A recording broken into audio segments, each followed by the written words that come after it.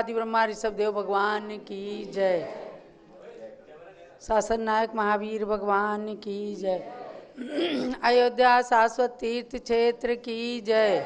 परम पूज्य गणिनी प्रमुख श्री ज्ञानमती माता जी की जय। भव्यात्माओं, समय हो गया है 3:30 बजे का समय। ज्ञान की गंगा में स्नान करने का और भक्ति गंगा को प्रवाहित करने का ये समय है। तो सर्वप्रथम मैं आती हूँ कक्षा में, जब आपके संस्कृत व्याकरण की क्लास प्रारंभ होगी।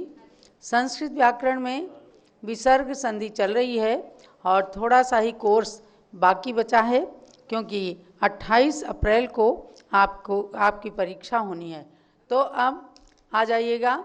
सरस्वती नमस्तुभ्यं वरदे कामरूपिणी विद्यारंभं करिष्यामि सिद्धिर्भवतु मे सदा।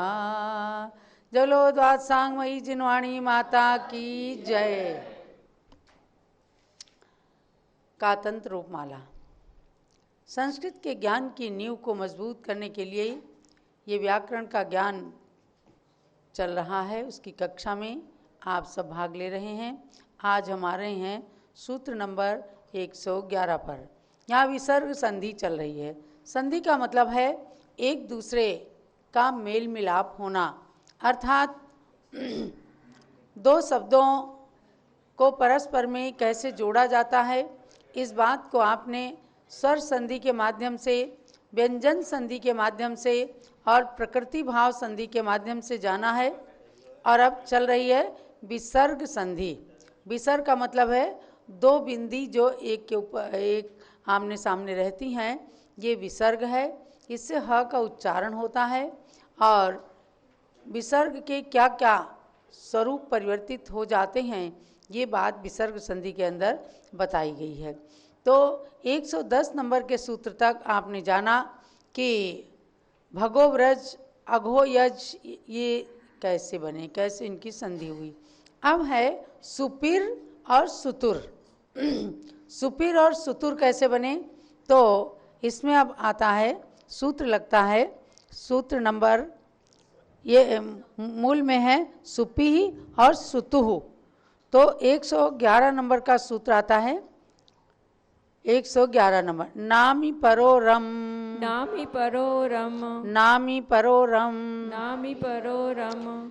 इस सूत्र का अर्थ है नामी स्वर से परे विसर्ग को र हो जाता है। अब आप देखिए नामी क्या है, तो आपको सबसे प्रारंभ में सूत्र में बताया गया था स्वरो वर्ण वर्जो नामी, अर्थात अवर्ण को छोड़कर, यानी अ आ इन दो स्वरों को छोड़कर ई उ ऊ ये नामी कहलाते हैं। तो सुपी में ई नामी है, सुतुह में उ नामी है। तो सुपी ई और उ इन नामी स्वरों के आने पर विसर्ग को रा हो गया, तो क्या बन गए सुपिर सुतुर। समझे ना, केवल व्यंजन संधि की प्रक्रिया बताई जा रही है, आपको अर्थ नहीं समझना है। यहाँ संधि की प्रक्रिया बताई जा रही है। तो क्या हुआ, ये बन गए सुपिर और सुतुर। अब उससे आगे अभी पूर्ण नहीं हुए हैं। अब दूसरा सूत्र लगता है इरु रो री रू रो, इरु रो री रू रो, इरु री रू, इरु रो री रू रो, इरु रो री रू रो। सूत्रों के अर्थ करने में भी संधि आदि प्रकरण को जाना जाता है। इरु रो री रू रो माने ई उहु ओ ई उ औ। इसमें क्या कहते हैं, इर उ और उर को ईर और ऊर हो जाते हैं। तो सुपीर में इर है, सुतुर में उर है, तो इनको दीर्घ हो गया, सुपीर सुतूर हो गया। समझ गए ना। अलग अलग नियमों को बताने वाले अलग अलग सूत्र हैं। माने सुपी ही सुतु है तो उसको पहले सुपीर सुतुर हुआ और उसके बाद में सुपीर और सुतूर हो गया। अब इसके बाद चलिएगा क्या नियम लगता है कि सुपीर और सुतूर हो गया। उसके बाद में आता है पहला एक सूत्र है 130 नंबर का, रेप सोर विसर्जनीय। ये 130 नंबर का आएगा आगे। आगे आएगा सूत्र। अभी तो संधि प्रकरण ये जो है 124 नंबर के सूत्र तक ही है। तो इस रा को और इस रा को सुपीर और सुतूर के रा को विसर्ग हो जाते हैं तो बना क्या, सुपी सुतूहु। इसको जरा चौक देना, रा को सुपी ही हो जाएगा, विसर्ग हो गया। फिर रेप शोर विसर्जनिया। आप कहेंगे कि पहले रा किया और उसके बाद में विसर्ग क्यों कर दिया, विसर्ग तो पहले से ही था। तो ये नियम है। इन नियमों को अब पहले आटे से हलवा बनाते हो कि नहीं, और फिर बाद में उसको खा जाते हैं, आटा और घी और हलवा मिल करके। तो ऐसे ही मिल करके जो रूप सामने आता है उसको कहते हैं संधि। ये अलग अलग करना विग्रह कहलाता है और एक में मिलाना संधि कहलाती है। तो सुपीर और सुतुर के फाइनल रूप क्या बने, सुपी सुतूहु, ये बने। अब चलिए देखिएगा, अग्नि प्लस गच्छति। आप सबके पास ये छोटी छोटी पुस्तकें हैं और PDF भी भेजे गए हैं। तो अब इसमें अग्नि प्लस गच्छति, इनकी संधि कैसे करेंगे, अग्नि प्लस गच्छति। तो सूत्र लगा है अब, घोषवत् स्वरेषु, घोषवत् स्वरेषु, घोषवत् स्वरेषु, घोषवत् स्वरेषु। हाँ, अग्नि गच्छति, रवि गच्छति, रवि अत्र, मुनि आयाति, मुनि गच्छति, पटु वदति, पटु प्लस अत्र। इतने रूप स्थित हैं। अब इनको संधि कैसे करना, यानी विसर्ग संधि है तो इन सब के विसर्ग का क्या रूपक बनता है, कौन से शब्द के आने पर, बस इसी चीज को बता रहे हैं। तो घोषवत् स्वरेषु, ये सूत्र क्या कहता है, 113 नंबर का सूत्र, कि स्वर और घोषवान के आने पर नामी से परे विसर्ग को रा हो जाता है, रकार हो जाता है। तो अब आप देखिए, स्वर अग्नि में ई जो है स्वर है ना, स्वर है, और घोषवान क्या है, गा, गा जो है घोषवान है, क्योंकि ये वर्ग का तृतीय अक्षर है। का खा गा, गा जो है तृतीय अक्षर है तो घोष है। दो अक्षर प्रारंभ के जो है वो अघोष कहलाते थे। तो ये स्वर है और ये गा जो है घोषवान है। तो कह रहे स्वर और घोषवान के आने पर नामी से परे, नामी क्या है, अग्नि में ई जो है वो नामी है, क्योंकि ई ये नामी है, उ ये नामी है, ये संज्ञाएं हैं। और सबसे पहले व्याकरण के अंदर संज्ञा को ही बताते हैं। तो संज्ञा में इसमें ई भी है, स्वर भी है और घोषवान है। तो इसमें क्या होता है, कह रहे हैं इससे आने पर, स्वर घोषवान के आने पर नामी से परे जो विसर्ग होता है, यानी अग्नि में ई जो है नामी है, इसके परे बाद में जो विसर्ग है इसको रा हो जाता है। तो इसको रा हो जाता है तो वो रा कहाँ चढ़ जाता है, गा के ऊपर। इसको कहते हैं रेफ। एक होता है रकार, एक होता है रिवर्ण और एक होता है रेफ। तो रकार तो बीच में रहता है और रेफ ऊपर चढ़ जाता है, और रिवर्ण जो है वो नीचे हो जाता है, जैसे गृहम कोई कहे। तो यहाँ पर रा को ऊपर चढ़ा दिया तो अग्निर्गच्छति हो गया। समझ में आ गया ना, कि अग्नि के विसर्ग को रा होकर और वो गा के ऊपर चढ़ जाता है, अग्निर्गच्छति बन गया। फिर अग्नि प्लस अत्र है, तब इस विसर्ग को रा हो गया तो अग्निरत्र बन गया, ये रकार हो गया। रकार माने केवल र, हलंत रा, और फिर रा को कहीं कहीं विसर्ग होता है, विसर्ग को रा हो जाता है। तो यहाँ विसर्ग को रा हुआ और रा जो है आ में मिल गया तो अग्निरत्र हो गया। ये संधि सहित अग्निरत्र, यहाँ अग्नि है तो अग्नि अत्र। अब आपके प्रश्न में अगर आता है अग्निरत्र की विग्रह करो, तो आप क्या करोगे, अग्नि प्लस अत्र, क्योंकि कभी उल्टे प्रश्न भी आते हैं, कभी सीधे से आते हैं। अग्नि प्लस अत्र की संधि करो तो अग्निरत्र बन गया, अग्निरत्र का विग्रह करो तो अग्नि प्लस अत्र हो जाएगा। ऐसे अब रवि प्लस गच्छति हो गया, रवि प्लस गच्छति। तो अब क्या हुआ, इसके विसर्ग को भी र हो गया और वो र ऊपर चढ़ गया तो रविर गच्छति। ऐसे ही रवि प्लस अत्र हो गया, रवि प्लस अत्र है तो इस विसर्ग को रा होकर रा आ में मिल गया तो रवि रत्र हो गया। आ गया ना समझ में। एक ही सूत्र, ये 113 नंबर का सूत्र, ये रा करता है और रा आगे व्यंजन के होने पर उस पर चढ़ जाता है और स्वर होने पर उसमें मिल जाता है। तो ये हो गया रवि रत्र तक आपने पढ़ लिया। अब आगे चलते हैं, दूसरा देना। अब आगे चलते हैं मुनि प्लस आयाति। देखो नए नए लोग हैं, इनको इतना नहीं समझ में आएगा, लेकिन आप सब लोगों ने भी प्राइमरी क्लास में सबने छोटी छोटी संस्कृत जरूर पढ़ रखी है, तभी बालका बालको बालका ये सब सूत्र पर पठती पठता पठंती गच्छति गच्छता गच्छन्ति ये सब लोग पढ़ते हैं, लेकिन संधि कैसे की जाती है ये नियम व्याकरण में आते हैं। अब है मुनि प्लस आयाति, मुनि प्लस गच्छति, आगे इन चीज़ों को भी बताते हैं।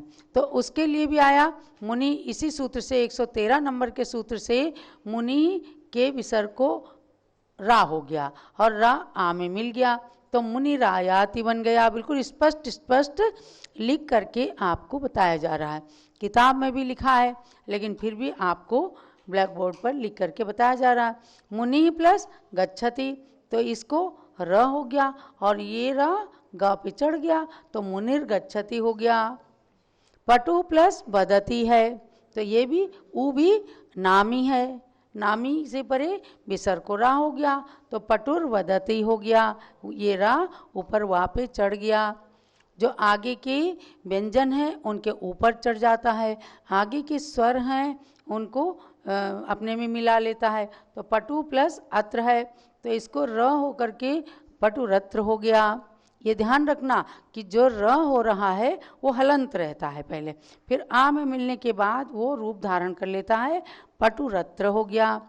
पिता प्लस याही है तो पितर याही हो गया, इस विसर्ग को रा हो गया और या चूंकि व्यंजन है तो ये उसके ऊपर चढ़ गया, पितर याही हो गया। और पिता प्लस अत्र है, इस विसर्ग को रा हुआ, उस आ ने उसको तुरंत पकड़ लिया, अपना मित्र बना लिया समझो, और फिर संधि हो गई तो पितरत्र बन गया, पितरत्र। अब आगे देखो पिता प्लस याही, पिता प्लस अत्र, पुनः प्लस गच्छति और पुनः प्लस अत्र, इसमें नियम रूप तो बन गया, नियम थोड़ा सा अलग है। 114 नंबर का सूत्र, घोषवत् स्वरेषु, घोष नहीं, र प्रकृति रनामी परोपी, र प्रकृति रनामी परोपी, र प्रकृति रनामी परोपी, र प्रकृति रनामी परोपी। ये क्या कहता है कि घोषवान और स्वर के आने पर रेप से बना हुआ विसर्ग चाहे नामी से परे हो चाहे अनामी से परे हो फिर भी र हो जाता है। इसने नियम को थोड़ा बदल दिया, अभी तक जो होता था तो नामी से परे विसर्ग को ही र हो रहा था, इसमें कह रहे हैं कि घोषवान होना चाहिए, आगे फिर नामी हो या अनामी हो। तो इसमें क्या है, पुनः में ये नामी नहीं है, समझे ना, ये नामी नहीं है, लेकिन इसके बाद विसर्ग है तो उसको भी इस नियम के अनुसार रेफ होकर के और वो पुनर्गच्छति बन गया। ऐसे पुनः प्लस अत्र है, स्वरो वर्ण वर जो नामी है, अवर्ण नामी नहीं होता है, पर ये सूत्र कह रहा है नामी हो या नहीं हो नामी तो भी विसर्ग को रा हो जाए तो पुनरत्र हो गया। अब आहा प्लस गणाहा है तो उसको भी क्या हो गया, आहर गणा, आहा प्लस गणा। अब इस नियम को हम कल आपको आगे बताएंगे, क्योंकि 114 नंबर के सूत्र तक आपने इस बात को जान लिया कि पितरयाही, पितरत्र, पुनर्गच्छति, पुनरत्र। अब उसके बाद आहा प्लस गणा से हम आपको आगे ले चलेंगे। तो इस प्रकार से यहाँ आज व्याकरण की क्लास में विसर्ग संधि के अंदर आपने 114 सूत्रों तक पढ़ लिया है, 10 सूत्र हमारे शेष बचे हैं। संधि प्रकरण पंच संधि जिसे कहते हैं, पंच संधि प्रकरण पूरा हो जाएगा, आप लोग तैयारी करते रहिए। और 28 अप्रैल को रविवार को आपकी परीक्षा होने वाली है। उस परीक्षा में ध्यान देना है कि जो पीछे पीछे क्लासों में व्यवधान भी पढ़ा है उनको पढ़ने के लिए, अभ्यास करने के लिए आप encyclopedia of jainism.com में सर्च करें संस्कृत व्याकरण क्लास नंबर 1, नंबर 2, ऐसे सब आपको पूरे क्रम आ जाएंगे। तो वहाँ ऑडियो क्लासेस हैं, उनको सुनिए आप और उससे अभ्यास कीजिए।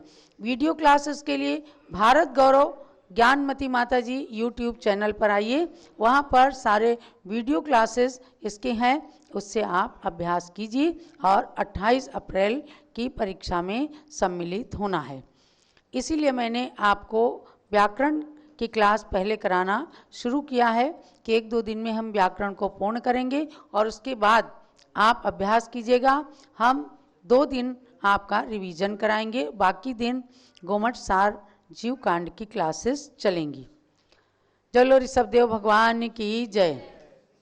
अब हम आते हैं भगवान ऋषभदेव से महावीर जयंती तक के बीच का समय जो है, जैन संस्कृति की झलक को पाने के लिए आपको 24 तीर्थंकर भगवान की 16 जन्मभूमियों का दर्शन कराने का हमने भाव बनाया है। और उसमें से कल अयोध्या तीर्थ के हर एक टोंक के अंदर हर एक मंदिर, भगवान, प्रतिमा, चरण, वहाँ जो भी वेदियाँ हैं, जिन शासन देव, क्षेत्रपाल आदि सब के पूरे दर्शन पूरे अयोध्या तीर्थ के आपको दर्शन कराए गए हैं। आज हम चलते हैं द्वितीय जन्मभूमि श्रावस्ती, यानी अयोध्या में 5 भगवान का जन्म हुआ और श्रावस्ती में संभवनाथ भगवान का जन्म हुआ है। आज आप श्रावस्ती तीर्थ के दर्शन करेंगे, जहाँ भगवान संभवनाथ के 4 कल्याणक हुए, गर्भ कल्याणक, जन्म कल्याणक, दीक्षा कल्याणक और केवल ज्ञान कल्याणक। ऐसे उस श्रावस्ती तीर्थ को उत्तर प्रदेश के अंदर ही, उसका जिला क्या लगता है? श्रावस्ती का जिला, श्रावस्ती खुद ही जिला है। अच्छा, तो बहुत सुंदर श्रावस्ती तीर्थ है, जहाँ जैन धर्म और वहाँ पर बौद्धों का भी बहुत बड़ा स्थान बन गया है। लेकिन जैन धर्म के अनुसार तृतीय तीर्थंकर भगवान ऋषभदेव का जन्म हुआ है। राजा सुहेल देव वहाँ के राजा थे, तो उनकी एक स्टेचू गेट पर है, वहाँ से शुभारंभ होता है। अब शायद सुना है कि वह सुहेल देव की प्रतिमा हटा करके वहाँ मंगल कलश स्थापित किया गया है। जलो श्रावस्ती दिगंबर जैन तीर्थ क्षेत्र की जय। तो चलते हैं हम श्रावस्ती के दर्शन करने के लिए, और मूल नायक जो प्राचीन भगवान विराजमान हैं, सर्वप्रथम उनके दर्शन करेंगे। जय जय जिनेन्द्र जन्मभूमि आ प्रधान है, जय जय जिनेन्द्र धर्म की महिमा महान है, जय जय सुरेंद्र वंदे ये धरा पवित्र है, जय जय नरेंद्र वंदे ये तीर्थ प्रसिद्ध है। मिश्री से जैसे अन्न में मिठास आती है, वैसे ही पवित्र आत्मा तीर्थ बनाती है। हो गर्भ जन्म दीक्षा व ज्ञान जहाँ पर, वे तीर्थ कहे जाते हैं आज धरा पर। चलिए अब भगवान शंभोनाथ के 4 कल्याणक के अर्घ चढ़ाइए। ओम ह्रीम गर्भ जन्म तप ज्ञान कल्याणक पवित्र श्री श्रावस्ती तीर्थ क्षेत्राय अर्घ्यम निरपामिति स्वाहा। ओम ह्रीम तीर्थंकर श्री शंभोनाथ जिनेन्द्राय अर्घ्यम निरपामिति स्वाहा। काफ़ी दिनों से हम लोगों ने श्रावस्ती के दर्शन नहीं किए, लेकिन आज संयोग से श्रावस्ती के निकट ही बसे बहराइच नगर से लोग यहाँ पर आए हुए हैं, हमारे रनीश जैन, उनके बताए अनुसार और जो हमें वहाँ के चित्र और वीडियो आदि प्राप्त हुए हैं, उसके अनुसार हम आपको दर्शन कराते हैं।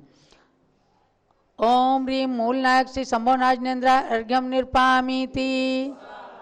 ओम ह्रीम ऋस्वादि वीरांत चतुर्विंशति तीर्थंकरेभ्यो नमः अर्घ्यम निरपामिति स्वाहा। और अब जो वहाँ पर नई बने मंदिर हैं, उनके लिए भी अर्घ चढ़ाइएगा। ओम ह्रीम सहस्त्रकूट जिनालय में विराजमान 1008 जिन प्रतिमाभ्या अर्घ्यम निरपामिति। ओम ह्रीम नवग्रह अरिष्ट निवारक नव तीर्थंकर चरणेभ्यो अर्घ्यम निरपामिति।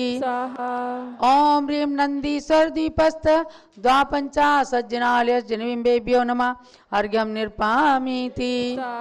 ओम ह्रीम सम्मेद शिखर की रचना भी वहाँ बनाई गई है, उसके लिए भी अर्घ चढ़ाइएगा। ओम ह्रीम सम्मेद शिखर रचनायां समक्षे अर्घ्यम समर्पयामि स्वाहा। इस प्रकार से संपूर्ण श्रावस्ती तीर्थ के दर्शन कराए गए और वहाँ पर एक किला माना जाता है, जो प्राचीन काल से वो किला ही कहा जाता है। और ये मान्यता है कि भगवान शंभुनाथ के जन्म का ये महल रहा होगा और अब ये खंडहर रूप में परिवर्तित हो गया, क्योंकि करोड़ों करोड़ों साल उस इतिहास को बीत गए। तो उस किले के भी दर्शन करते हुए भगवान शंभुनाथ के महल के प्रतीक में उसके लिए भी अर्घ चढ़ाइएगा। ओम ह्रीं श्री शंभुनाथेन्द्रस्य प्रासादे प्रासादाय अर्घ्यम निर्पामीति स्वाहा। जलो श्रावस्ती तीर्थ क्षेत्र की जय। श्रावस्ती ने संभव जिनेन्द्र को जन्म दिया, कौशाम्बी में श्री पद्म प्रभु ने जन्म लिया। कौशाम्बी में श्री पद्म प्रभु ने जन्म लिया। सारे अर्घ हो गए ना? अभी 24 मंदिर के हमने अर्घ चढ़वाया ना। ओम ह्रीं ह्रस्वाद वीरांते चतुर्विंशति तीर्थंकरेभ्यो नमः।